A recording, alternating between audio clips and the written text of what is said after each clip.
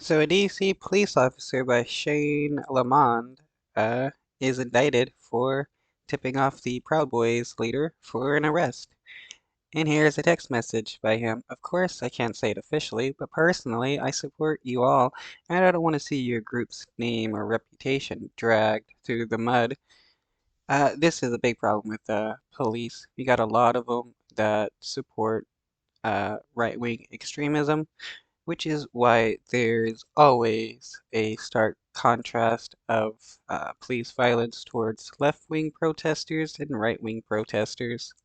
ABC News Justice reporter Ryan Riley joins me now with more. And Ryan, this had been the initial belief of many people about January 6th early on, that there were calls from inside the House, if you will, in law enforcement. But DC Metro, wow. Yeah, it's really quite extraordinary. And this lieutenant was in a position, in an intelligence position, in which he was, there was sort of a reason for him to have been in communication with Enrique Tarrio ahead of this. He was sort of in charge of making sure that assets were in place when they came into town to sort of.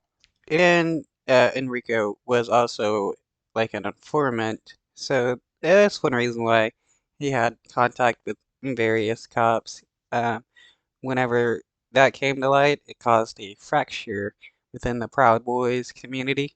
Quelling, basically getting violence reduced and trying to keep Antifa separated from the Proud Boys when they were in town. But this relationship, I mean, just really went too close that we see in these text messages, and especially tipping him off about his arrest that was pending.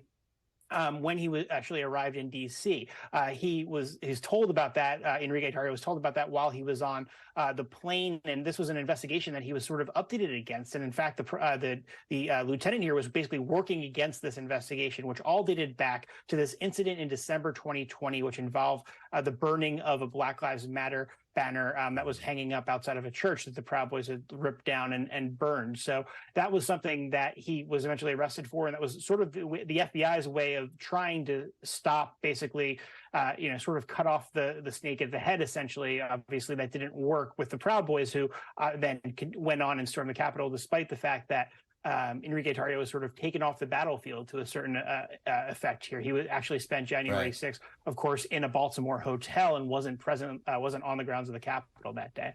I'm curious here. So you're implying, so that Lamont was supposed to reach out to Tarrio at times to deal with whenever Proud Boys were doing their own forms of protests? So was some of this contact considered legitimate part of his job?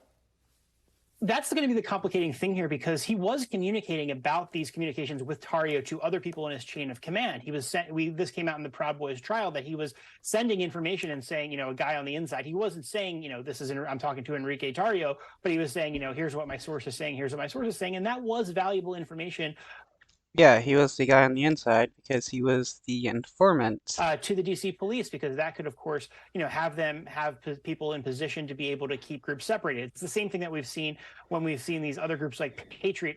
It's kind of odd how the government can have informants within these right-wing extremist groups and nothing really happen until they do something really extreme, and then you go to the left and they're destroying left-wing protest movements like before they even try to start.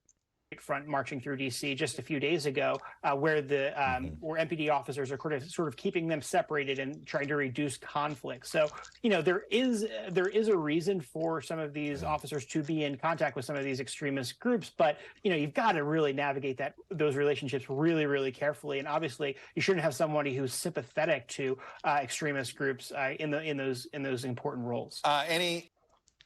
No, we shouldn't, which is why we need to do like a full-scale investigation on every single, police department, every single cop, uh, city, state, federal, and see who has ties to right-wing extremist groups and remove those. In LA, there's a sheriff who is trying to weed out all of the cop gangs that exist there, at least in his jurisdiction. And that's something we need to do to remove these right-wing cops who support the Proud Boys and all the others.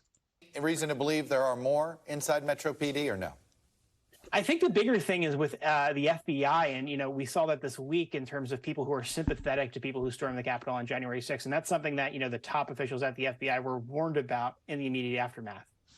Ryan Riley, who